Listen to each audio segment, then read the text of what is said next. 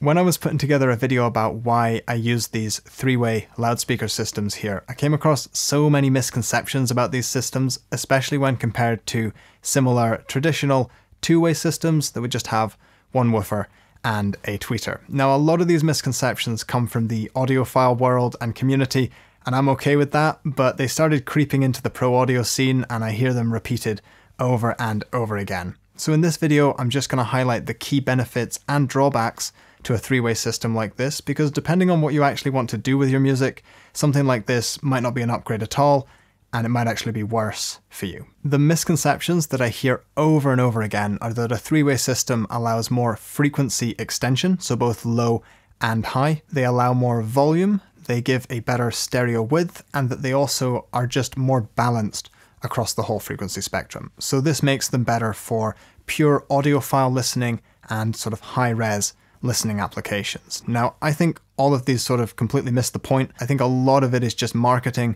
to try and get you to upgrade. They're just sort of half-truths, and I think they just cause more confusion than anything else. I think an example is probably the best way to show you where the actual benefit of a three-way system lies, so let's get right into it. Just so everyone's up to speed, on a traditional loudspeaker with two drivers, it plays back the full frequency spectrum. This means that everything roughly below 2000 Hz is reproduced by the woofer here, and everything above 2000 Hz is reproduced by the tweeter here.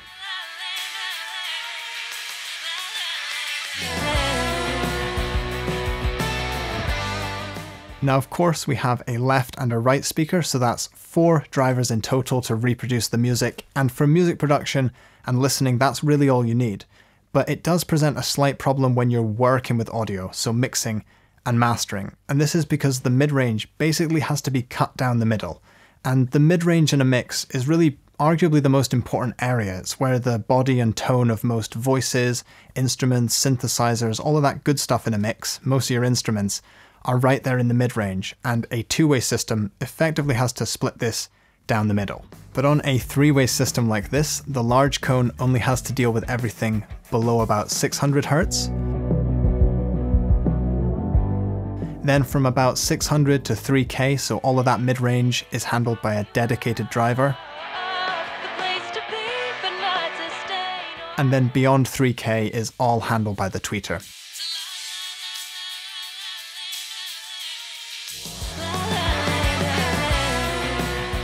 Now, these crossovers do vary quite a bit from speaker to speaker, but that's roughly about right. And all this means simply is that the bass driver can be optimized only to handle those bass frequencies. Then the body and tone of most voices and instruments is exclusively dedicated to that mid-range driver.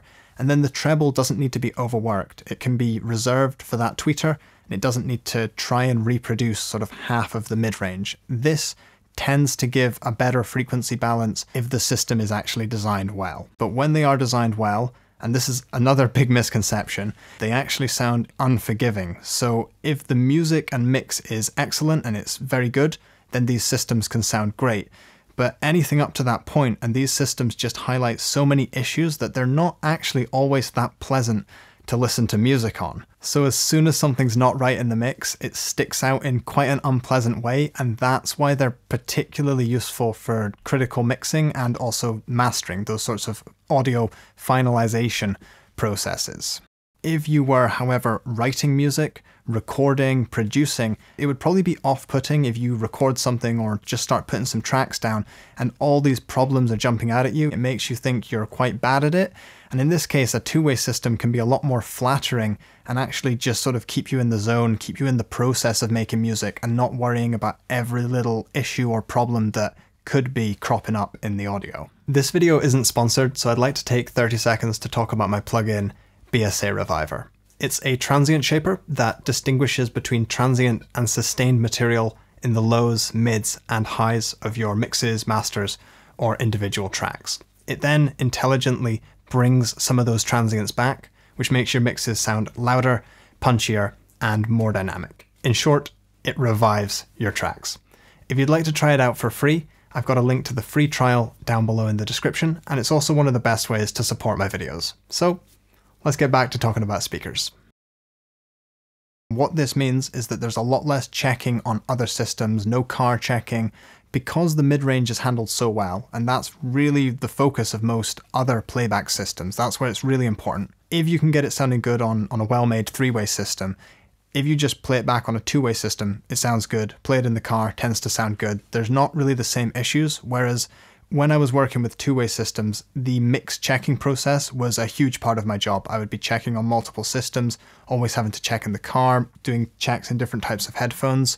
Because these sorts of systems are so unflattering, present all the problems to you, when you get it sounding right on this, then they tend to translate a little bit better.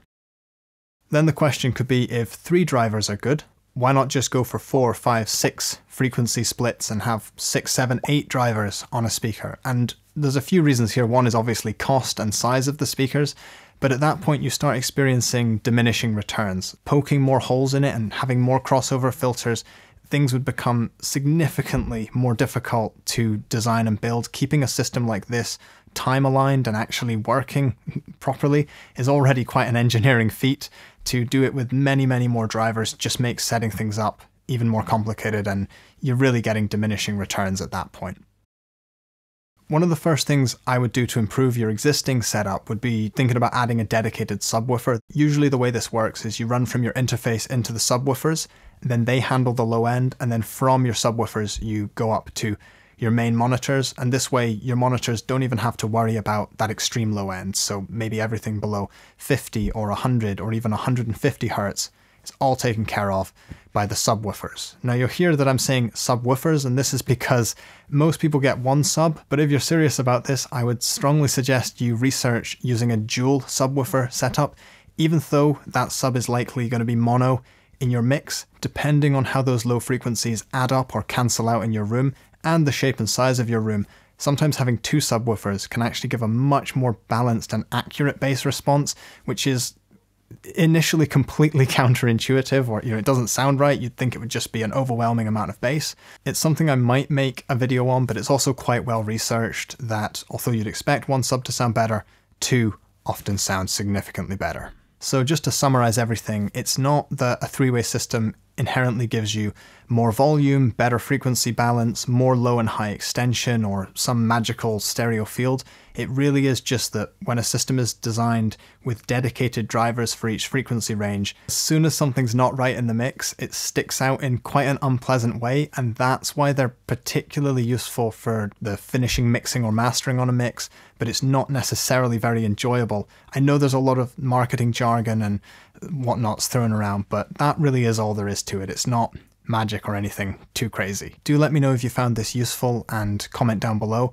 I'm only making this video because I've had so many comments about these speakers. Maybe at some point I will make a dedicated review for these. I'm not affiliated with this company. I bought the speakers with my own money. If you want a dedicated review of those speakers, do let me know. I usually base my videos off what people are asking for in the comments section. Anyway, thank you very much for watching. Hope you enjoyed it, and I'll see you in the next one.